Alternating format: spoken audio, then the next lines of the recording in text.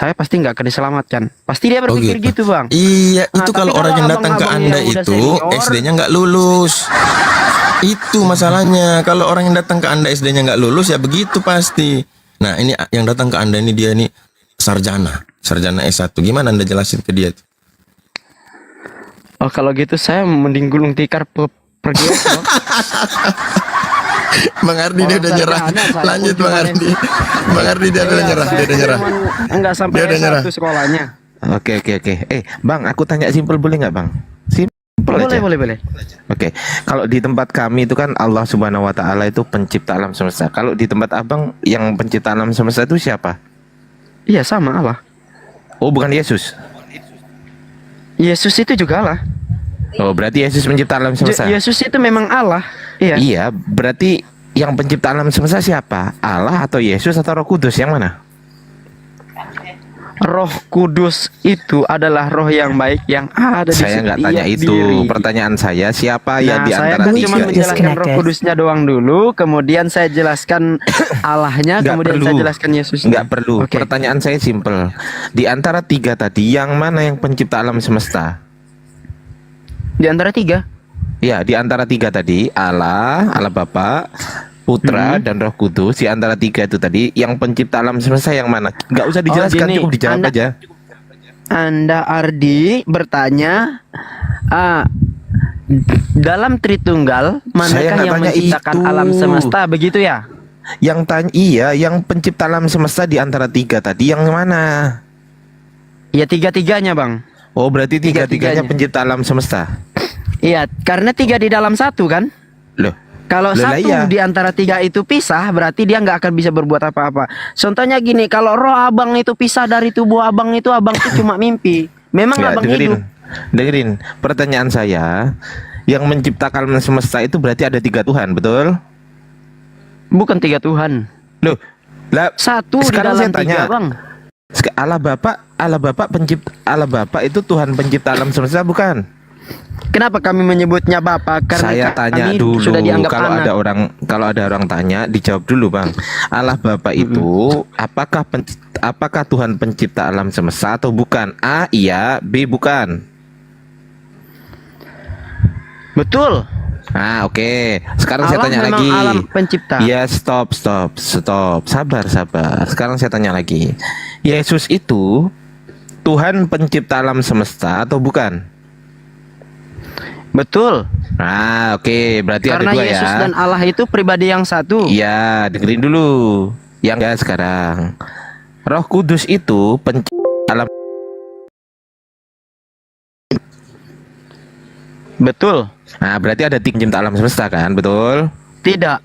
Loh, Tidak, bukan tiga. Tapi Loh. tiga di dalam satu. tiga di dalam satu.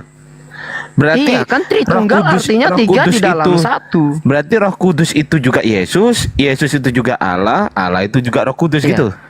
Iya. Oh, gitu berarti. Sekarang Yesus- gini, Bang, berarti saya Yesus mau nggak paparkan sedikit untuk Abang. Sabar. Ada Bang Zuma. Bunda, Assalamualaikum. Nah, ini Bang Juma. Oke, bagus Waalaikumsalam kalau ada Bang Juma. Saya mau Lanjut, dapat Indah, pencerahan banyak ini. Lanjut. Siap. Di sini udah hampir Jumatan soalnya. Silakan dilanjut. Assalamualaikum warahmatullahi wabarakatuh. Waalaikumsalam warahmatullahi wabarakatuh. Waalaikumsalam warahmatullahi wabarakatuh. Semuanya silakan dilanjut. Waalaikumsalam Gurunda. Gurunda Bang kalau mau masuk Ardiansyah. aja Gurunda. Bang Saya Ardiansyah. 10 menit boleh. Ya. Boleh, Silakan Gurunda, Bang boleh. Zuma. Siap Gurunda. Saya mau bertanya ke Dinda Ardiansa dulu. Boleh ya? Kok ke saya? Siap Gurunda, siap. Oke. Boleh sebutkan nama-nama Tuhan, nama-nama gelar Tuhan dalam bahasa Ibrani? Elohim. Lalu Paten ini. Elo Sudah berbicara. Elohim, Eloah, El, Allah, apa lagi? Adonai. Bluetooth connected. Terus Udah itu Gurunda. El Shaddai. El Shaddai ya El-Olam, bener. El-Olam ya dan bener. seterusnya. Nah, ketika nama-nama ini diterjemahkan ke dalam bahasa Yunani disebut apa? Theos. Theos dalam tradisi Yunani itu dewa atau Tuhan? Dewa. Dewa. Theos diterjemahkan ke dalam bahasa Indonesia artinya Dewa. dewa. Harusnya dewa, harusnya. Pada mulanya adalah firman, firman itu bersama-sama dengan siapa? Dewa. Dewa. Yohanes 1 nomor 14, firman itu menjadi apa? Manusia. Daging. Dengan Paulus. Dewa itu menjadi apa? Dewa itu menjadi, firman itu telah menjadi manusia. Manusia. Dewa ini bernama siapa? Yesus. Yang disembah oleh Kristen Tuhan atau dewa? Dewa. Dewa. Oh, pandangan kalian Nah. seperti itu ya? Selesai ya. Selesai ya. Belum. Jangan dulu tinggal lah saya nih Bang Zuma. Bang Zuma saya Saya lihat mau di TikTok itu Jumatan. Anda punya pemaparan. Dewa itu siapa? Iya, silakan. Dewa silakan. Yesus. Silakan. Yang intinya adalah sumber agama Kristen itu adalah Katolik, para penyembah dewa-dewa. Itu dulu. Semua aspek di dalam kehidupan orang Yahudi yang mereka sebut Sebaot, Shalom, Sama, atau Jire, atau Ehye, Aser Ehye, itu ketika masuk ke dalam pengajaran paganisme, seketika menjadi dewa. Tuhannya orang Yahudi hilang, digantikan oleh dewa. Nah, kalau dewa itu bahasa Yunaninya theos. Kalau Tuhan itu akontas. Kan jelas perbedaannya. Sedangkan di dalam bahasa kitab yang Anda pakai itu menggunakan kata theos. Berarti yang mau dijual di sini adalah dewa. Pada mulanya adalah firman, logos. Logos itu bersama-sama dengan theos. Dan logos ini adalah theos. Artinya logos ini adalah dewa. Di dalam Yohanes 1 nomor 14, Logos ini, Theos ini menjadi manusia. Berarti yang menjadi manusia ini apa? Dewa. Dewa apa? Dewa Yesus. Dewa Yesus identik dengan Zeus. Jadi yang disembah oleh saudara Kristen itu adalah dewa yang bernama Yesus. Kok bisa kayak gitu? Ya emang, karena tidak ada identitas Tuhannya orang Yahudi yang pindah ke dalam kitab Yunani milik orang Kristen. Jadi yang menjadi manusia itu adalah dewa. Makanya yang disembah oleh Kristen itu dewa. Untuk menghilangkan identitas dewa yang disembah Kristen, maka muncullah kata Allah. Kembali kepada Tuhannya Yahudi, yaitu Allah.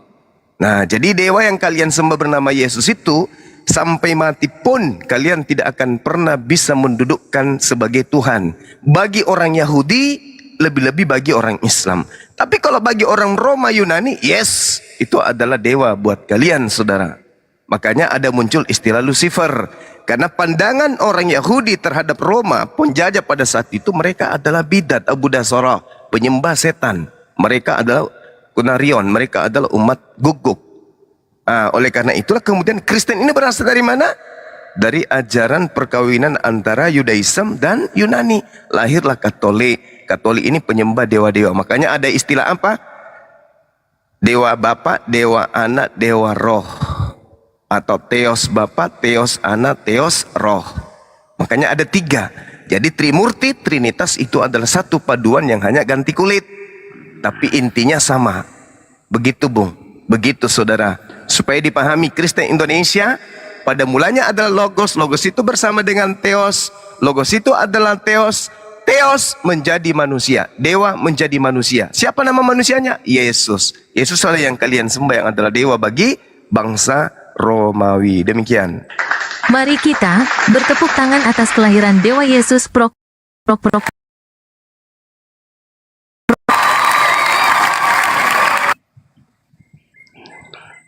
Tunjuk satu kata akontas di dalam kitab perjanjian lama atau perjanjian baru. Sampai bulu alis Anda habis, gugur satu persatu, Anda tidak akan temukan itu. Tak ada kata Tuhan di dalam bahasa Yunani itu, tidak ada. Adanya dewa. Theos. Kenapa? Karena Roma itu penyembah dewa-dewa. Orang Romawi, Bung, orang Yunani tidak menyembah satu dewa, enggak. Menyembah banyak dewa. Gitu. Bang Zuma, kalau silakan. Yesus itu dewa, Paulus siapa? Paulus itu adalah malaikat. Oh, malaikat apa dia? Iya, malaikat dewa yang nusul ke bumi. Termasuk pastor dan pendeta itu malaikat-malaikatnya. Malaikat-malaikat si dewa ini, si Lucifer ini. Mereka itu adalah malaikat-malaikat yang nusul ke bumi untuk mengajak, menggiring jemaat untuk menyembah kepada dewa tadi Lucifer. Iya. Terus Gitu. dalam keyakinan penyembah dewa-dewa, mereka meyakini ada manusia pertama yang namanya Adam nggak? Ada. Ada. Hercules juga mempelajari itu. Orang Hindu Buddha juga tahu itu, paham, ngerti. Berarti Adam kedua ini Paulus ya? Tak punya Adam bapak, tak punya ibu. Ya, saya kira begitu. Silakan saudara Kristen kalau ada sanggahan. Waktu saya masih ada sedikit. Silakan. Maaf ya teman-teman. Saudara Lanjut, Jun. Guruna. Lanjut Guruna. Ayo Bang Jun. Silakan Bang Jun ditanggapi. Lanjut, Guru Ndak Zuma. Assalamualaikum warahmatullahi wabarakatuh, Guru Ndak Zuma. Waalaikumsalam warahmatullahi wabarakatuh. Iya, silakan Bang. Kalau ada yang mau ditanggapi silakan. Silakan Jun. Jun. Wih. Dia udah gulung dibuka. tikar tadi katanya. Halo. Udah. Ayo, silakan. Oke, terima kasih Bang Juma atas pemaparannya ya. Ya, sama-sama. Ya, Bang. menyatakan bahwa Yesus itu adalah dewa yang pertama, dan yang terakhir saya mendengar Bang Zuma tadi sempat mengatakan bahwa Yesus itu adalah Lucifer, bukan begitu Bang? Jelas? Sesuai pengakuan Wahyu 22 nomor 16. Iya, bahwa Yesus itu Lucifer. Ya, bintang timur. Oh, oke. Jadi menurut Bang Zuma seperti itu ya. Ya, Lalu bagaimana cara nanti bumi oke, bukan bumi ya, bumi terlalu besar lah saya bilang. Lalu bagaimana nanti orang-orang di bumi bisa diselamatkan? orang-orang di bumi bisa diselamatkan kalau di dalam Al-Quran dikatakan bertaubat dari segala kesalahan, dari segala dosa. Kalau dalam pengajaran Yesus pun bertaubat. Coba Anda baca Matius 6 nomor 9 dan Jadi kalau seterusnya. Lucifer tidak mungkinlah dia mengajarkan orang bertobat, Bang. Oh ya, sorry. Coba dipikir. Sorry saudara, Yesus ketika datang di tengah-tengah Bani Israel melakukan penginjilan. Ya, jadi dia mengajarkan Injil Kerajaan Allah selama 3 tahun.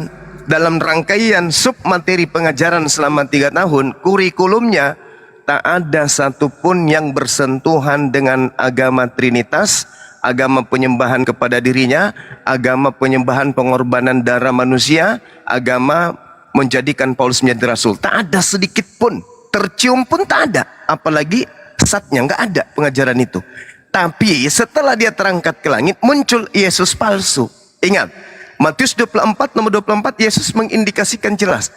Sebab Yesus palsu dan nabi-nabi palsu akan muncul dan akan melakukan mujizat, sehingga sebisa mungkin dia menyesatkan orang-orang pilihan juga.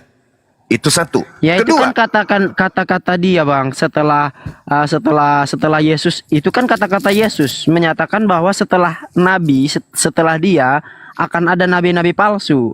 bukan hanya nabi palsu, Yesus palsu juga akan muncul. Iya, nabi palsu, Yesus palsu, ya kan? Ya, Setelah nabi yang ini tadi kan, setelah nabi yang kita bicarakan, yaitu Yesus sendiri gitu kan. Jadi abang ini persepsinya menjelaskannya gimana? Yesus ini adalah Lucifer atau Yesus ini adalah nabi atau gimana, Bang? Saya jadi agak Oke. bimbang ini memahami. Baik, saudaraku, boleh enggak kita sama-sama jujur? Selama 3 Ya. tahun penginjilan Yesus, pernah enggak dia mengaku bintang timur? Tidak. Tidak pernah. Setelah dia terangkat ke langit, ada enggak makhluk datang ngaku-ngaku bintang timur dan mengaku Yesus? Mengaku Yesus bintang timur. Iya, ada enggak? Kalau sebelum dia datang memang ada orang yang melihat rasi bintang dari timur, tapi bukan mengatakan bahwa itu bintang itu adalah Yesus, bukan. Tetapi Coba- tanda bintang itu ada menyatakan bahwa akan ada datang sosok mulia, begitu, Bang. Bukan berarti bintang yang dilihat itu adalah bintang yang mulia, bukan. Tapi bintang itu pertanda akan adanya kemuliaan, begitu, Bang. Oke, baik saudaraku. Jadi di sini ada 2 mata rantai. Pokok Jadi pikiran. jadi kalau misalnya Yesus Ya. itu Lucifer, Didengarkan dulu Pak Jun, didengarkan dah. oke. Oke. Jadi di sini ada 2 mata rantai, 2 pokok ajaran yang berbeda. serta guru dan murid yang berbeda. Ada dua kelas. Kelas pertama, kelasnya Yesus anak Maria, mendudukkan Elohim sebagai satu-satunya Tuhan dan mendudukkan dirinya cukup diterima sebagai rasul aja sudah senang. Oke? Pengajarannya adalah Taurat, isinya adalah Injil kerajaan Allah, dan keinginan Yesus agar Bani Israel percaya dirinya adalah rasul, utusan Tuhan. Itu kelasnya Yesus. Kelas yang kedua, ada juga oknum bernama Yesus. Di dalam Wahyu 22 nomor 16 mengaku sebagai bintang timur. Bahkan diajarkan dia setara dengan Tuhan. 1 Timotius 2 nomor 5. Elohim Esa, Yesus yang bintang timur ini juga Esa. Bahkan Yesus yang bintang timur ini mengaku Alfa dan Omega, yang awal dan akhir katanya. Akulah permulaan, akulah penghabisan yang terakhir. Artinya dia ingin menyamai Tuhan. Sedangkan berbicara mengenai bintang timur di dalam kitabnya orang Yahudi, itu adalah iblis yang ingin menyamai Tuhan. Ingin menyamai Tuhan artinya ingin mendudukkan dirinya sebagai sembahan selain daripada Tuhan. Dan yang terjadi kemudian adalah kelas yang kedua, kelasnya Kristen. Kelas yang pertama kelasnya Yahudi. Makanya Yahudi beda kelas, Kristen beda kelas. Kristen mengatakan Yesus itu adalah Tuhan yang datang nuzul menjadi manusia. Na'udzubillah summa na'udzubillah. Di mana itu terjadi? Tertulis di dalam Kolose 2 nomor 9, Filipi 2 nomor 6, nomor 7, nomor 8. Elohim Tuhannya Yahudi turun menjadi manusia. Tapi rangkaian ini kemudian terbukti bahwa mereka membuat makar. Allah membuka makar itu, bahwa sesungguhnya bukan Elohim yang menjadi manusia, tetapi dewa, Theos, yang menjadi manusia. Tadi pendekatannya tadi kita sudah buka. Nah, sekarang begini, kalau Yesus tidak pernah mengatakan dirinya sebagai bintang timur, lalu siapa yang datang di Pulau Patmos mengaku bintang timur ini? Sedangkan di dalam Lukas 21 nomor 8, Yesus berpesan kepada pengikutnya Bani Israel, waspadalah sebab akan datang penyesat, membawa-bawa namaku dan berkata, akulah dia, akulah Yesus. Baca Wahyu 22, akulah Yesus telah mengutus malaikatku untuk memberi kesaksian. Jadi yang dimaksud malaikat di sini adalah nabi-nabinya. Paulus, Lukas, Markus, Matius, pendeta-pendeta, pastor-pastor, itu adalah malaikat-malaikatnya untuk memberikan kesaksian semuanya ini kepadamu. Bagi jemaat-jemaat, aku adalah Tunas, yaitu keturunan Daud, bintang timur yang gilang gemilang. Ini makhluk apa ini yang ngaku-ngaku ini? Makhluk apa ini yang kelak akan jadi sembahan Kristen nantinya? Begitu makhluk ini datang kemudian mengatakan dirinya, akulah Yesus yang kau aniaya, akulah Yesus bintang gemilang. Muncul tiba-tiba agama Kristen dengan konsep yang berbeda, mendudukkan Yesus sebagai Tuhan. Coba Anda sadari itu. Nah sekarang kalau saudara sudah menyadari Yesus tidak pernah mengaku dirinya sebagai bintang timur, pertanyaan saya, makhluk apa yang datang ngaku-ngaku Yesus mengatakan dirinya sebagai bintang timur? Sedangkan bintang timur itu adalah iblis. Coba Anda baca Yesaya 14 nomor 12, 13, 14. Di situ jelas dikatakan bintang timur itu adalah iblis. Silakan. Makhluk apa yang datang mengaku bintang timur? Sedangkan Yesus yang asli tidak pernah mengaku sebagai bintang timur. Yesus mengatakan, ajarlah mereka melakukan segala sesuatu yang pernah kuperintahkan kepadamu. Mana perintah Yesus? Di dalam Yohanes 16 mengatakan bahwa ketika ia datang, yaitu roh kebenaran, dia akan mengingatkan kembali perkataan yang pernah aku ucapkan kepadamu. Nah, pernah nggak Yesus mengucapkan, akulah bintang timur? Nggak pernah. Lalu siapa makhluk ini yang mengaku-ngaku Yesus sebagai bintang timur? Ini pertanyaan besar yang sesungguhnya jawabannya Anda pun sudah tahu. Dia adalah bintang timur, sang Lucifer, iblis kegelapan. Demikian.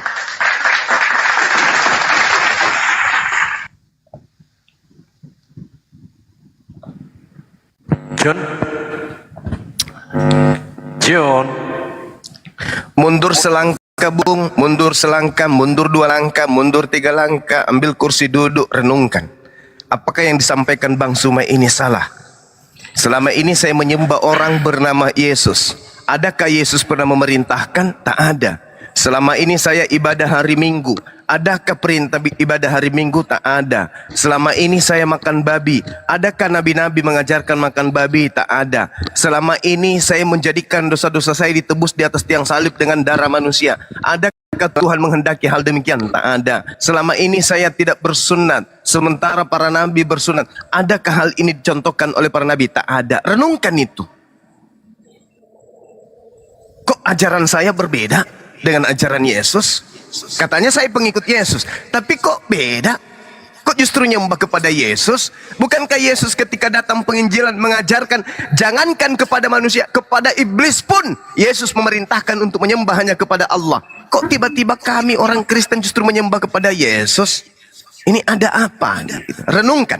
Mundur 2 langkah, 3 langkah, ambil kursi, renungkan, duduk, mikir. Iya, silakan. Bang. Halo. Apa saya Ya, didengar? suara saya masih ada, Bang. Oke. Iya, dengar. Iya, mohon maaf. Ini dari tadi Abang seolah-olah mohon maaf Bang ya, mohon maaf banget. Tapi nanti tolong dijelaskan ulang ke saya biar saya semakin paham dan semakin mengerti. Nah, nanti tolong dijelaskan. Abang ini seolah-olah mengatakan bahwasannya yang disebut Yesus itu adalah sosok yang salah untuk datang ke dunia gitu Bang ya. Dan setahu saya Yesus itu setahu saya Yesus itu datang di abad pertama Bang. Dan Nabi Muhammad itu datang abad ke-6 kalau nggak salah saya kan. Karena saya belum terlalu berpengetahuan Bang. Nah kalau memang salah, kenapa Yesus ini oknum yang salah untuk datang ke dunia sesuai pernyataan-pernyataan Abang tadi kan? Kalau emang dia salah, lalu kenapa sebelum kelahirannya sudah ada tercatat, bahkan setelah kelahirannya kisah hidupnya hanya sebanyak dari umur 12 ke 29 tahun itu dia tidak dijelaskan dalam Alkitab Bang. Selebihnya itu dia dijelaskan sampai dia naik ke surga. Nah kalau memang menurut Abang ya, jadi ada 2 ya. Yang pertama, salahkah? Yang kedua, kalau memang dia ini adalah sosok yang disebut dengan Lucifer, ya Bang ya, masa Lucifer boleh naik ke surga Bang? Iya kan? Di hari ketiga setelah dia kematiannya lalu dia bangkit kan? Kalau menurut Abang tidak terima kematiannya, oke, kita limpaskan kematiannya, tetapi kita fokus pada kebangkitannya. Dia hidup di dunia, kemudian dia naik ke surga. Iya kan? Tidak pakai kematian dan kebangkitan. Kemudian dia naik ke surga Bang. Lah kok Lucifer kok naik ke surga Bang? Betul kan dah apa Abang cakap nih? Oke Bang, sekian Bang. Oke, baik. Sebenarnya kalian itu tertipu oleh lembaga kitab kalian. Tidak ada itu Yesus naik ke surga. Yang ada Yesus naik ke langit, bukan ke surga. Ke langit, uranon dalam bahasa aslinya. Gak ada itu katakan paradeso, nggak ada, tapi uranon, yaitu terangkat ke langit. Karena orang Kristen ini identik dengan hal-hal yang enak-enak, maka kesempatan bagi malaikat-malaikat Lucifer untuk menyesatkan kalian. Yang tadinya langit dirubah menjadi surga. Coba Anda lihat original teks kitab saudara, tak ada kata surga satupun, yang ada hanya kata langit. Langit dan surga itu berbeda. Saya naik ke langit dengan naik ke surga itu muatannya bedanya apa? Muatannya itu sangat berbeda. Nah kita lihat, kalau Anda berkata adakah betul kemudian Tuhan itu, iblis itu pernah naik ke langit? Coba Anda baca Yesaya 14. Engkau yang tadinya berkata dalam hatimu, aku hendak naik ke langit, hendak mendirikan tahtaku mengatasi bintang-bintang Elohim, dan hendak duduk di atas bukit pertemuan jauh di sebelah utara. Aku hendak naik mengatasi ketinggian awan-awan, hendak menyamai yang maha tinggi. Ini iblis.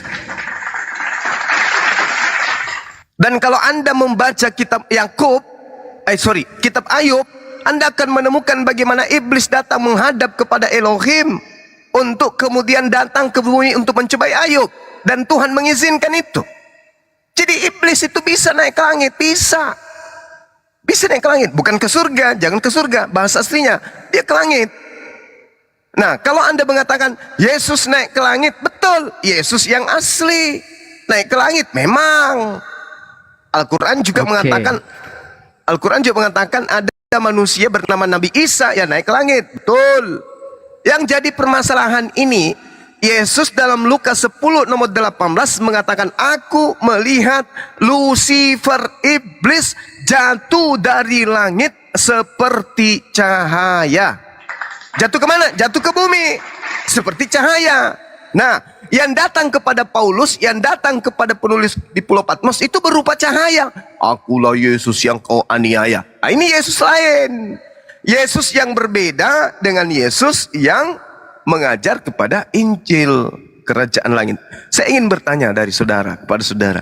Di dalam Lukas 21 nomor 8, Yesus berkata, waspadalah kepada penyesat yang datang kepadaku dengan memakai namaku. Kata Yesus. Nah, menurut saudara, apakah pengakuan Yesus ini terbukti bahwa setelah Yesus terangkat ke langit, akan muncul penyesat dengan memakai nama Yesus? Apakah Anda percaya? Silakan. Oke, kalau gitu kesimpulannya berarti Abang Juma cukup baik sama saya ya. Tapi bukan berarti Abang Juma ini mau saya pindah agama, bukan. Tapi Bukan, saya hanya sekedar Kristen, tapi silakan. tapi saya harus mencari Yesus yang sebenarnya, begitu ya Bang ya. Karena menurut Betul. versi Abang di Alkitab saya ini ada beberapa Yesus. Yes, Ya memang satu oknum tapi mirip, begitu ya Bang. benar sekali. Tapi bukan Yesus yang di dalam kitab Barnabas kan Bang? Kalau Barnabas itu bercerita tentang Yesus, itu betul.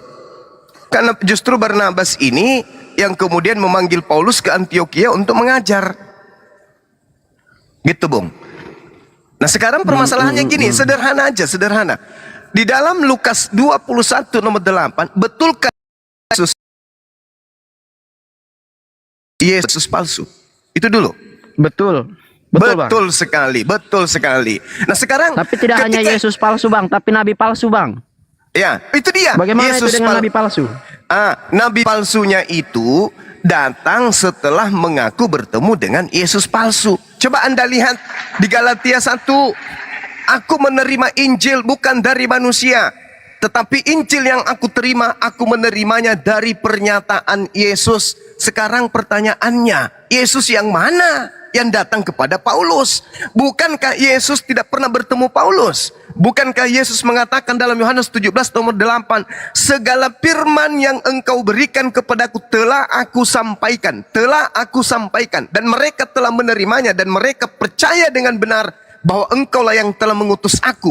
Berarti mereka yang menerima firman dari Yesus benar-benar percaya bahwa Yesus itu adalah utusan Tuhan menurut Yesus. Yohanes 17 nomor 8. Sedangkan Paulus di Galatia 1 mengatakan, aku menerima Injil bukan dari manusia, tetapi aku menerimanya dari pernyataan Yesus. Nah, pertanyaannya sekarang, Yesus asli apa pernah menyampaikan firman kepada Paulus? Tidak pernah.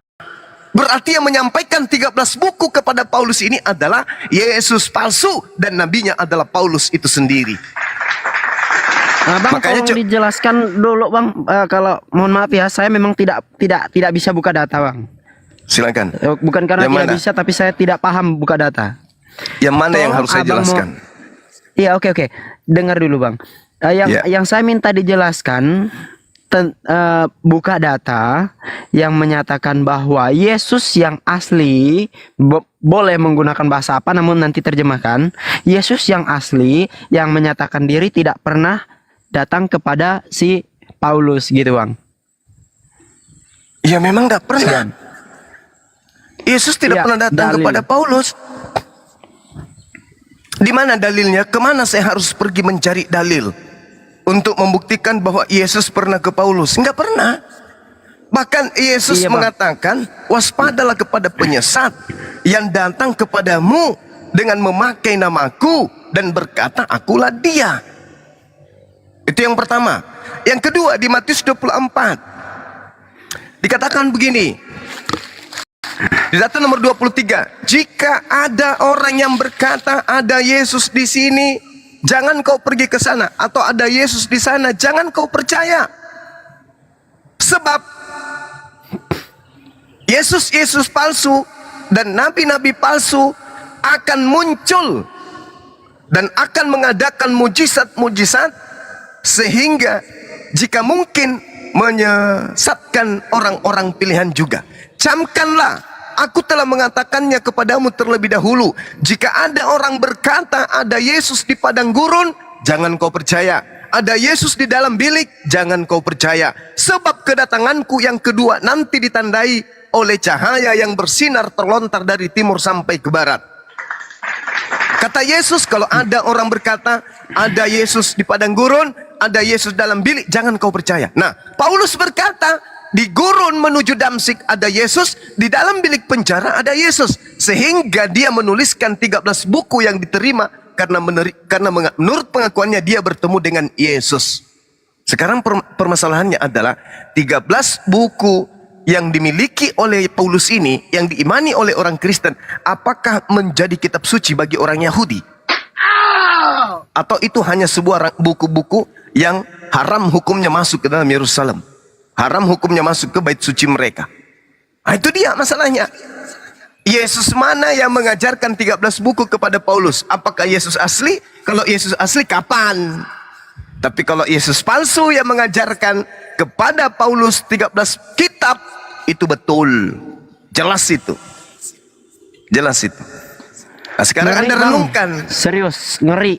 Karena apa? Iya, iya, Karena saat emang. lahir dengar. Oke, mungkin menurut abang saya sudah goyah ya. Oke, nggak apa-apa. Kalau memang Kalau saya menggunakan goyah akal pun pasti goyah. Kan saya memang cari kebenaran. Benar. Saya benar, cari benar. kebenaran, Bang. Benar. Ya, tapi di sini kan saya tadi pertanyaan keinginan saya kan minta data, Bang, bukan kesimpulan pribadi atau opini abang, ya kan? Saya Yeah. minta data yang menyatakan bahwa Yesus tidak pernah ketemu sama Paulus gitu. Abang dapat data dari mana gitu? Bahkan saya bilang tadi data internasional juga boleh ya, tapi yang penting dijelaskan ke bahasa Indonesia gitu. Jadi Tapi gini, abang dari Ya. tadi itu abang menjelaskannya bahwasanya abang punya pendapat pribadi bahwa karena ini maka menghasilkan ini begitu. Tapi itu bukan Bang ya. Saya maunya abang tuh ini loh datanya, ini loh bukan kata saya ini gitu. Ya, sekarang begini. Kalau untuk mendeteksi itu, kita lihat pengakuan Paulus di dalam Kisah Para Rasul 22 nomor 9 atau nomor 8, nomor 7, nomor 6, mulai dari nomor 6. Siapakah engkau Tuhan? Itu dulu. Dari mana Paulus tahu kalau ini adalah Tuhan? Padahal Tuhan itu tidak bisa dilihat. Tuhan itu tidak bisa didengar. Siapakah engkau Tuhan? Lantas suara itu mengatakan, akulah Yesus yang... Di mana pernah Yesus bertemu dengan Paulus? Lalu Paulus menganiaya Yesus. Ada? Enggak akan pernah Anda temukan. Berarti ini adalah rekayasa makhluk yang bernama Yesus tadi. Ya, saya kira begitu ya. 2 menit lagi saya mau ke masjid. Atau Anda yang mampu menunjukkan datanya Yesus pernah bertemu dengan Paulus, silakan. Kalau ada orang Kristen di atas muka bumi ini yang bisa menunjukkan Paulus pernah bertemu dengan Yesus,